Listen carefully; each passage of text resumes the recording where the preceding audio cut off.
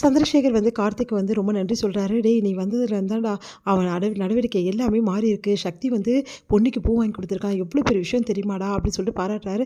இன்னும் போக போக பாருங்கள் என்னென்ன பண்ண போகிறேன்னு சொல்லிட்டு சக்தி டோட்டலாகவே வந்து பொன்னி கூட சேர்ந்து வாழ ஆரம்பிக்கிற வரைக்கும் நான் விட மாட்டேன் அப்படின்னு சொன்னோன்னே, டேய் நிஜமாலே எனக்கு நம்பிக்கை வந்துச்சுடா, கண்டிப்பாக வந்து சீக்கிரமாகவே எல்லாமே நடக்கும் அப்படின்னு சொல்லிட்டு சந்திரசேகர் சொல்லிட்டு போகிறாரு. உடனே வந்து கார்த்திக் வந்து நடக்குதா இல்லையான்னு பாருங்கள் அப்படின்னு சொல்லிட்டு அவரும் சந்தோஷமாக இருக்காரு.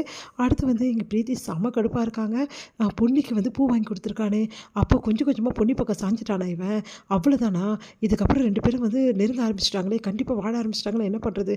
இதை விடவே கூடாது, நம்ம போய் வந்து சக்தி கிட்ட இது விஷயமா பேசணும் அப்படின்னு சொல்லிட்டு, சக்தி என்ன பண்ணிகிட்ருக்கீங்க அப்படின்னு சொன்னோன்னே, என்ன பண்ணிகிட்ருக்கேன், எப்போ போல தான் ஒர்க் பண்ணிகிட்ருக்கேன், இதோ முடிய போகுது அப்படின்னோடனே, சொல்லு பிரீத்தி என்ன விஷயம் அப்படின்னு சொல்லிட்டு கேட்குறாரு. உடனே வந்து இல்லை இன்றைக்கி வந்து பொன்னிக்கு பூ வாங்கி கொடுத்துருக்க, இப்போ பொன்னி மேலே வந்து ரொம்ப பாசமாக இருக்கே சக்தி, இப்போது பொன்னி ரொம்ப பிடிச்சிருக்கு போல் இருக்கு அப்படின்ற மாதிரி பேசுகிறாங்க.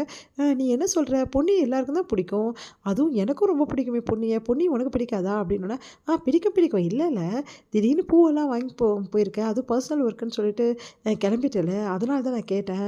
ஆமாம் பொன்னிக்கு பூ வாங்கி கொடுக்குறது பர்சனல் விஷயம் தானே அப்படின்னு சொல்கிறாரு.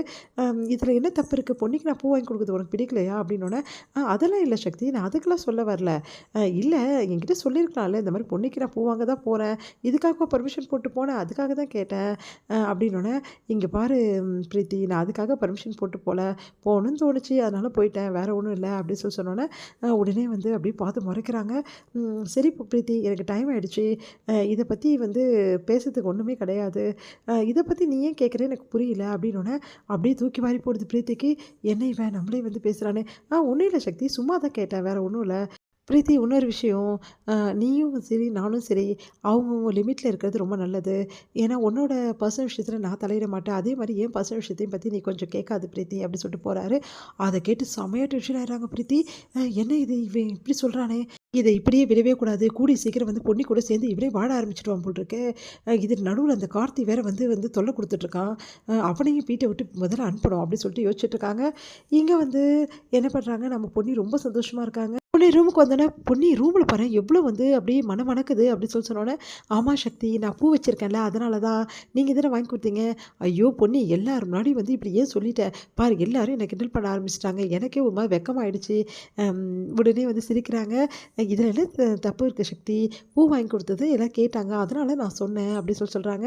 இங்கே பாரு ரூமெல்லாம் எவ்வளோ வந்து அப்படியே வந்து மனமாக இருக்குல்ல அப்படின்னு. ஆமாம் சக்தி ரொம்ப வாசனையாக இருக்குல்ல அப்படின்றாங்க.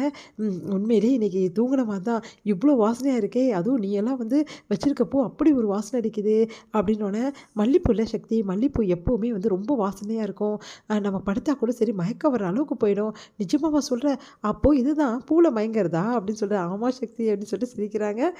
உடனே 2 பேருமே ரொம்ப நேரம் கடகடல சிரிச்சிட்டு இருக்காங்க. இது எல்லாத்தையுமே பிரீத்தி வந்து ஒளிஞ்சிருந்து கேட்குறாங்க. செம கடுப்பாக இருக்குது பிரீத்தி, செமையாக டென்ஷன் ஆயிடுறாங்க. இதோடு முடியுது.